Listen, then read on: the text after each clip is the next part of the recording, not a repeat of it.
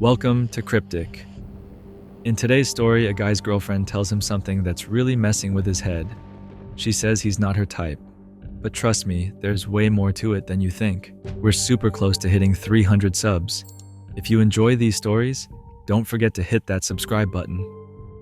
I also want to say a huge thanks for the recent support. Let's get into it. My girlfriend said I'm not her type and it's really messing with my head. I met Ashley at my mom's clinic. It was our parents that set us up. Otherwise, I don't know if she'd have dated a guy like me. Because my blood is O negative, universal donor. My mom forces me to make a donation every 12 weeks. I was sitting with the tube hooked into my arm when her childhood friend, Sharon, appeared. Sharon recently moved back to our town and heard her former bestie became a doctor. She introduced her daughter, Ashley, who had stunning big blue eyes.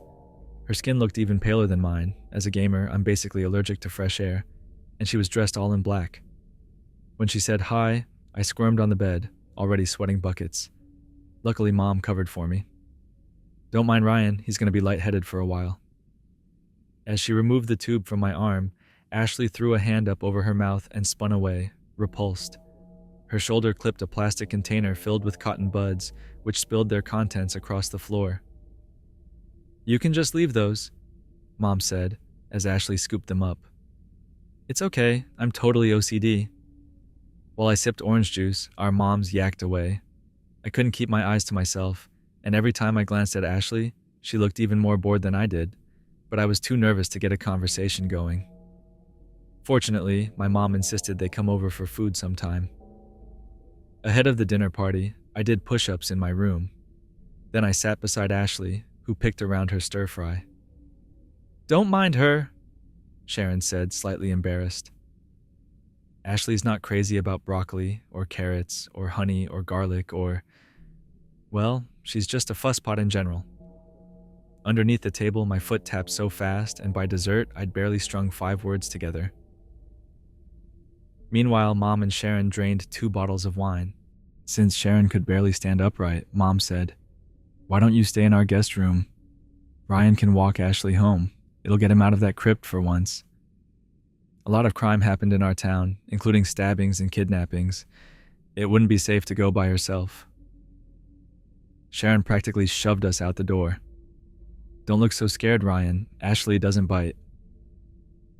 Ashley quietly walked beside me, arms folded. By the time we'd turned onto her street, all we'd talked about was the weather and how lame and transparent our mom's attempts to set us up were. Approaching her front door, I asked whether she liked video games. Her face lit up. "I play a ton of Terraria, although at the minute I'm addicted to Risks of Rain 2. For the next 20 minutes, I wasn't nervous at all. I got so in my element I was brave enough to say, "Maybe we could play together sometime." "Sure." I ran straight home and bought every game she mentioned. It turned out online me was way smoother than actual me. Over Discord, I kept making Ashley laugh, which helped melt away the nerves. Then I started complimenting her. It was like climbing in a warm bath and gradually putting more and more hot water in so you adjust to the new temperature, except with flirting. One night, over Terraria, I said, "How's this? If I beat you in a PvP, you've gotta let me take you on a date." I heard her smile through the headset. "Sure." My hands wouldn't quit shaking. At first it looked like she might smoke me, but I pulled out a win at the last second.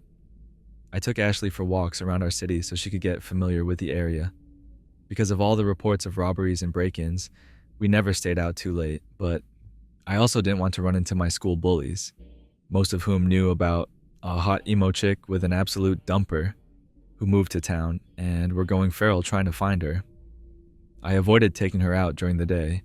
Otherwise, there'd have been a higher chance of us running into my bullies, but Ashley didn't seem to mind. After a handful of dates, we got a McDonald's, or at least I did. Ashley wasn't hungry. She watched me eat the chicken nuggets on a table in the park next to the duck pond. Staring into those eyes, I swallowed a gulp and laced my fingers with hers across the table. She gave my hand a squeeze. Then, slowly, I leaned forward and went in for a kiss. Ashley must have liked it because we kissed a bunch of times. Finally, I eased back and said, "I like you." "I like you too," she said, smiling. I thought I'd hit the jackpot. I wanted to take a picture of us and send it to every kid at my school, along with a few of the teachers who always called Maynard. I got so caught up in all the kissing, I didn't realize how late it was. I told Ashley we should hurry home. We left the park and followed a road that cut through a little woodland. Ashley didn't understand why I'd become so anxious. Up ahead, I could see the light of a petrol station. I figured we'd go inside and order an Uber to take us home, but crossing the bay, a car with its license plate covered cut in front of us and skidded to a stop, brakes screeching. 3 men stepped out, each wearing masks. Grabbing Ashley by the arm, I made a break for the station, but the men blocked our path. As I shielded her with my body, somebody punched me in the gut, which made me drop to my knees. Then, 2 sets of powerful arms wrestled me into the trunk of the car. I thrashed around, spreading out so I wouldn't fit, until the barrel of a gun pressed against my forehead. "Get in, or we'll kill the fucking bitch." It was totally black in there. I could hear sounds of a struggle, followed by muffled voices from inside the cabin. The car started moving, taking corners so fast I got thrown from one side to the other.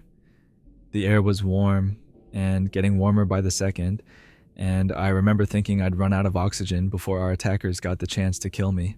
As they drove, I caught fragments of their conversation. Take this next right. Do it in the forest. Nobody will see." They were going to murder us. I pushed against the top of the trunk with my feet, but it refused to budge, and the car soon came to a stop.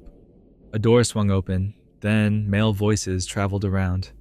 The fact Ashley wasn't making a peep scared me worse than if she'd screamed, because at least then I'd have known she was alive and breathing.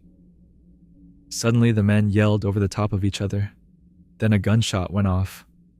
While the screams rang out, I attacked the roof with kicks and blows.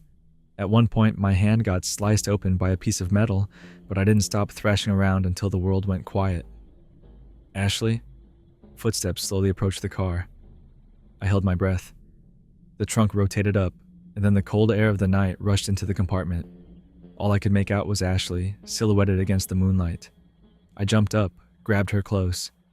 "What the fuck's going on? Are you hurt?" Blood was spread around her mouth and dripping from her chin.